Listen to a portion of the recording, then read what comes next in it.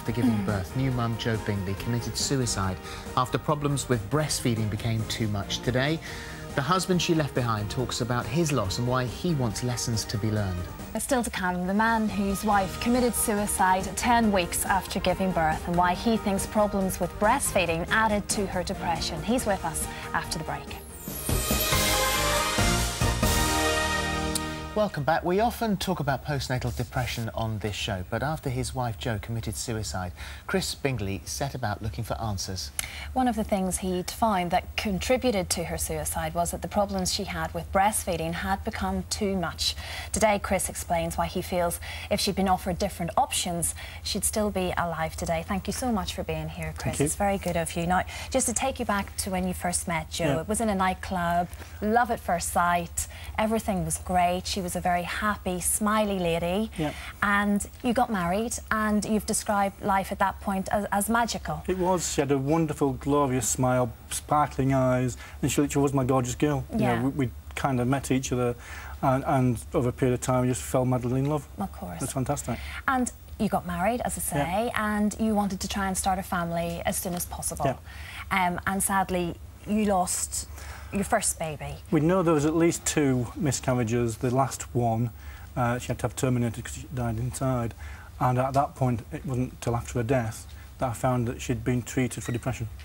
Following that miscarriage, following that termination, she'd actually been treated for depression. You say you didn't realise that you could have postnatal depression after a miscarriage.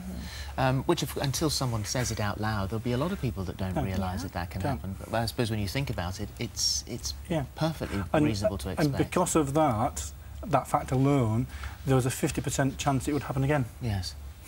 And so, was any advice given No. at that time? Nothing taken on board? Nothing. No. And that 50% chance of it happening again, once again, not highlighted? Not highlighted. Even in Jo's medical records, the health visitors didn't do the risk assessments. Yeah. And it's shown in the medical records they never did the risk assessments. And then in February 2010, thank goodness, along comes lovely Emily. Yeah. And all went well at first, but there was initially, from quite early on, trouble with breastfeeding. Yeah, I mean, my wife was a big lady, like I am quite tall, so it's difficult to get the attachment right.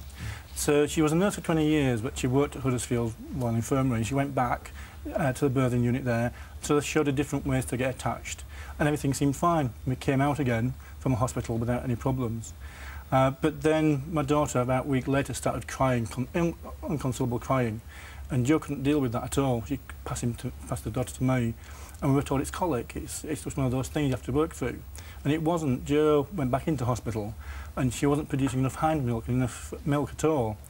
And Jo was in a horrendous state at this time. The medical records describe her as being inconsolable, fearful, crying, etc. And that they suspected she was suffering from postnatal depression. That's in the records. But they ignored all that and concentrated on, well, we have to increase the milk production. So they literally attached to what they call is a double breast pump, a milking machine. And the intention was to do that for a week to 10 days to stimulate milk production, during which time my daughter had lost, a month after her birth, more than 10% of her birth weight. And my wife was in a horrendous state. But that was what they concentrated on, ignored the mental health completely.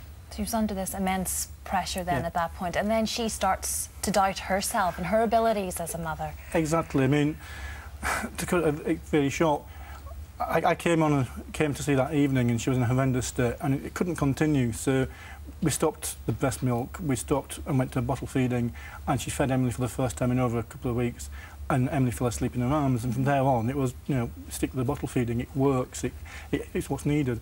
But Jo felt so guilty afterwards and failed as a failure as a mum.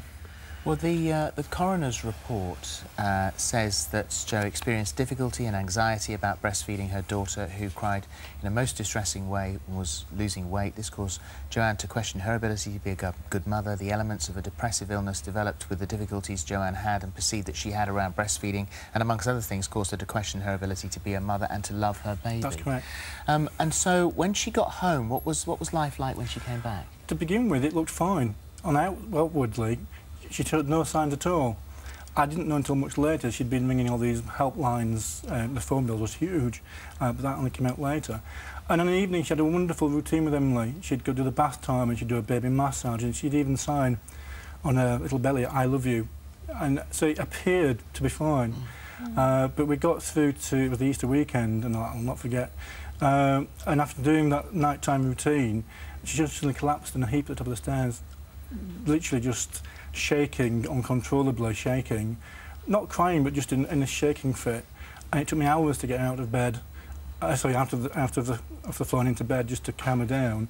And it was then that the doctors got involved, and she was diagnosed with postnatal depression. It wasn't as if you were on your own, though, and without help, because parents were coming in and helping.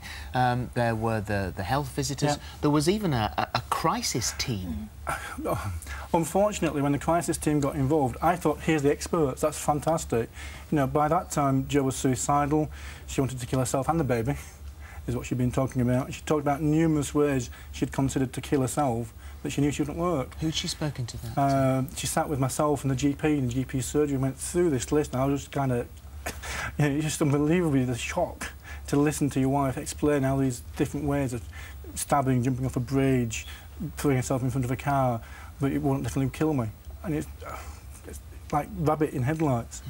But the experts come in, or you think the experts are coming in, and you think, OK, there's some happiness here, you know, there's some chance for somebody else to take over. I didn't realise they weren't trained, they weren't qualified. I didn't know there was a mother and baby unit in Leeds with a specialist there, which is where she should have been referred to. And so, this is the point you're here now, as you say, that the lessons should be learned. There should have been a different procedure. What should it have been?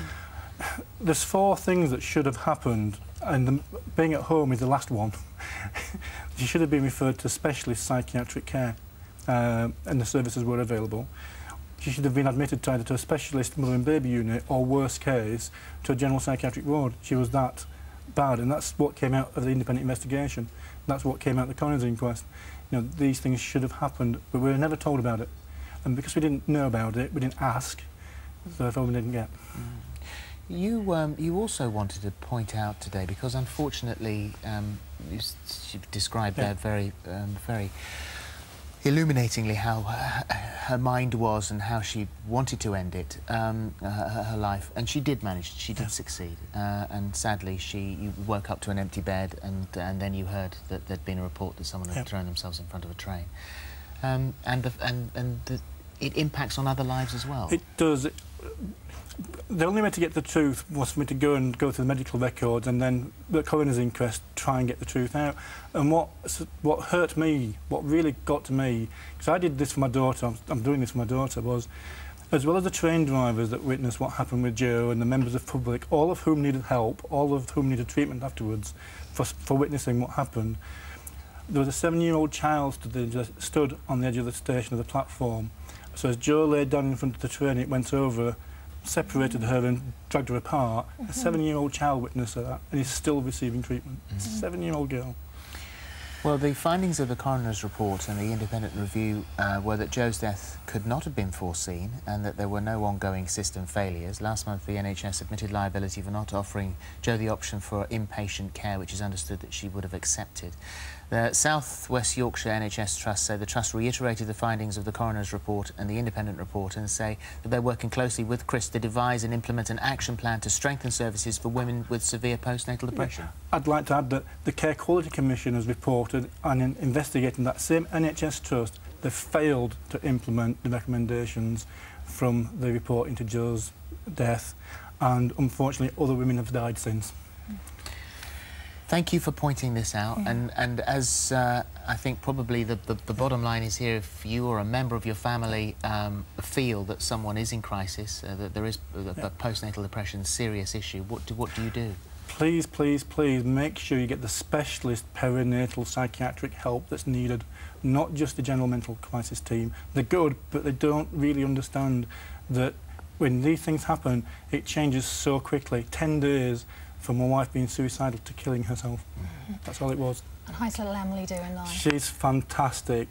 3.5 in 7-year-old clothes. 95% of the time, beautiful, fantastic little girl. Wow, okay. The rest of the time, like all children, a very serious pain. Yeah, they're all saying that. That's the same across the board. She talks about Mummy Jo.